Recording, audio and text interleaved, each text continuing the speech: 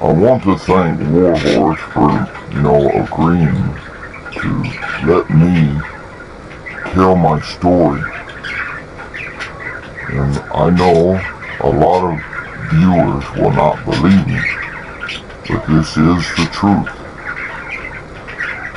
Now, I want to say that the events that I'm about to relate to you is very true. This really happened. And the events took place that a month ago. I was walking out in a field, and as I was approaching the woods, I was out looking for some cows that got loose, and my neighbor wanted me to come and help him. So I helped him while he took the north end of the field. I took the south end, and as I approached the woods, I don't know, I can't explain what happened, but all of a sudden I found myself like there was, the best way to describe it is like electricity, static electricity.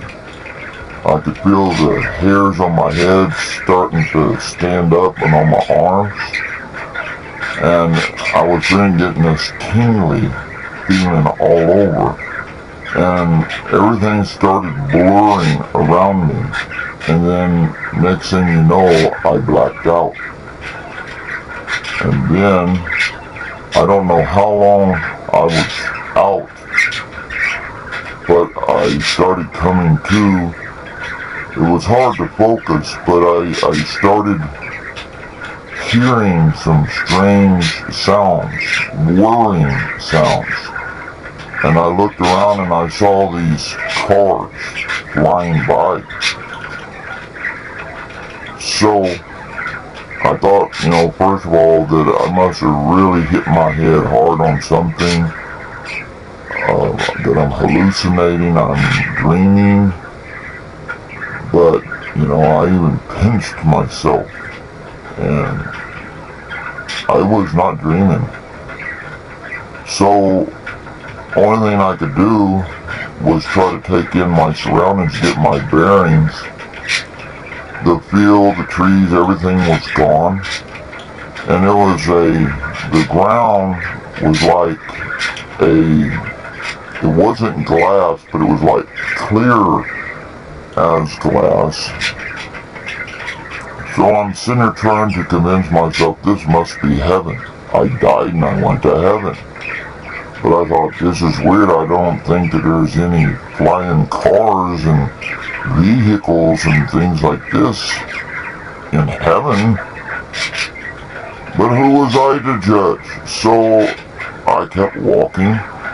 I guess I must have walked for about 2 hours. And then I saw this cylinder, like a phone booth,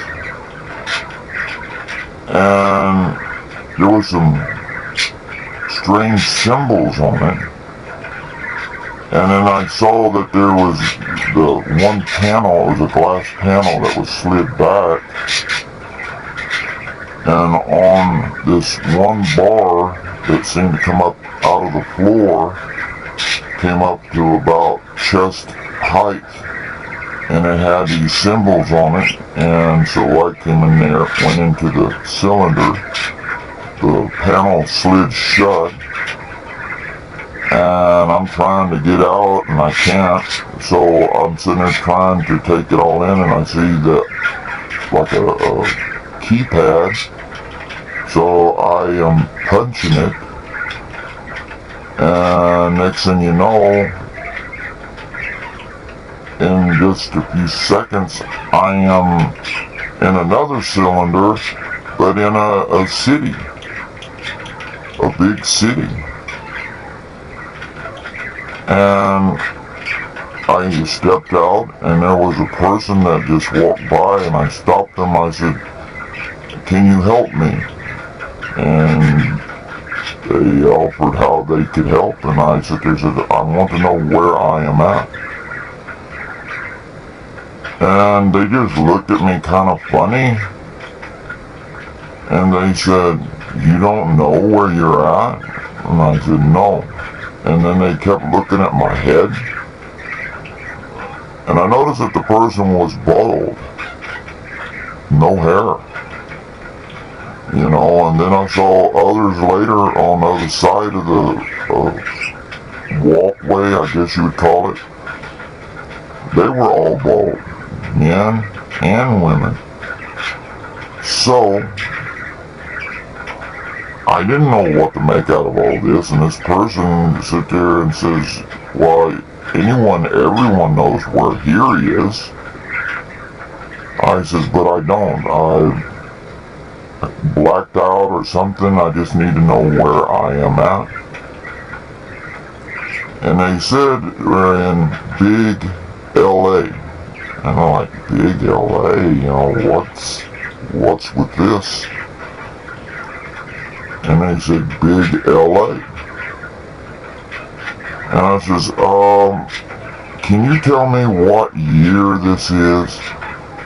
And they started laughing and says, "It's 2133.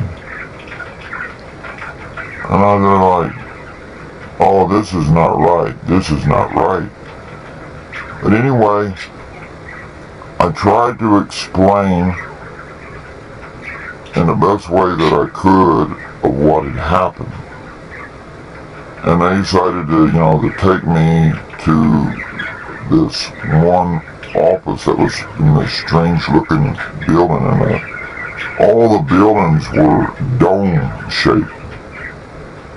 Even what appeared to be houses were domed shaped. And next thing you know, they're sitting there talking to someone, and they're pointing at me, and next thing you know, there were these guys with bald heads, and they had these badges and things, and they took me into this one room and sat me down and started interrogating me. So I couldn't figure it out. Like, what's going on here? And so they started to explain things a little to me. I asked questions, they asked questions, and turned around that somehow or another I got transported into the future. And I discovered that there is one leader. And now, the leader, at this point in time in history, they managed to fix it where people can live a long time and still look young. But I was really shocked to find out who the world leader was. Howie Mandel. They called him the Big How. And I am like, you gotta be kidding me. And because he was the one that changed the world, and everyone had bald heads because of Big Howie Mandel.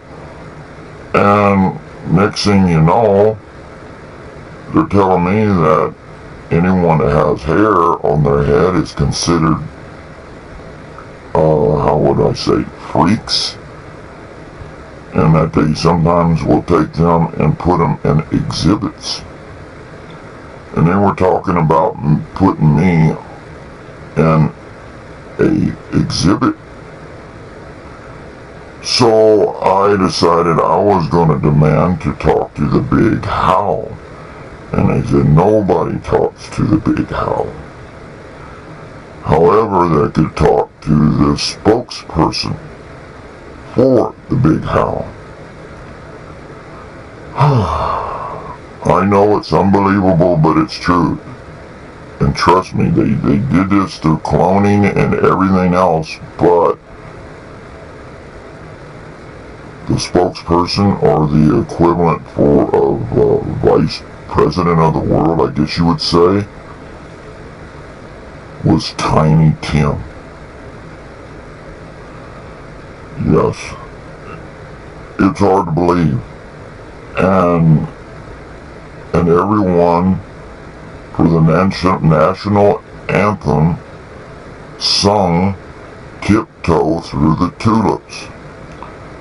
Well, I thought this was such madness, I needed to get out of there. And needless to say, before getting to speak with Tiny Tim, I took off running. I don't know how far I ran. I am thinking I gotta find a way to get back home. And nobody's gonna believe this. I gotta warn them of the future. And that someone needs to do something about the Big Howl, Howie Mandel. You know, cause that future is a nightmare. There's much more I could say about it, but I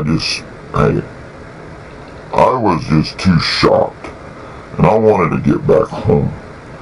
So I ran and I ran and ran, and I found this tube, this cylinder.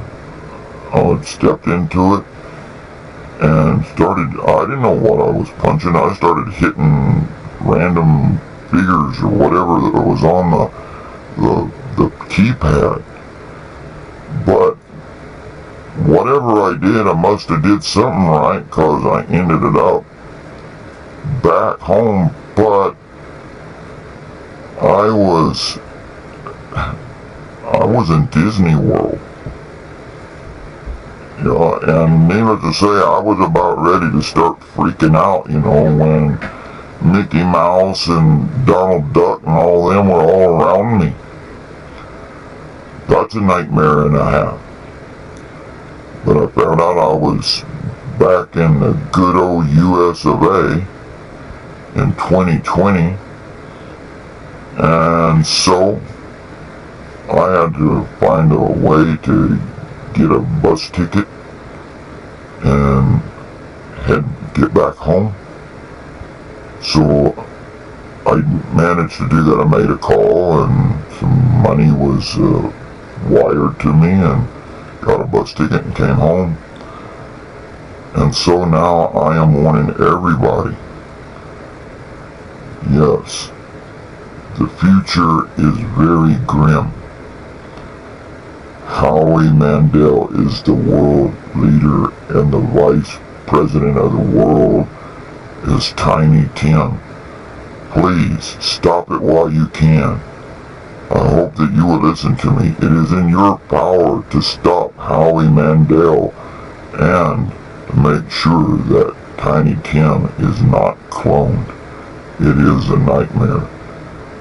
You don't want to be going through the rest of your lives in the future singing Tiptoe Through the Tulips, do you? Thank you, Warhorse, for giving me a chance to tell others about the future. Thank you.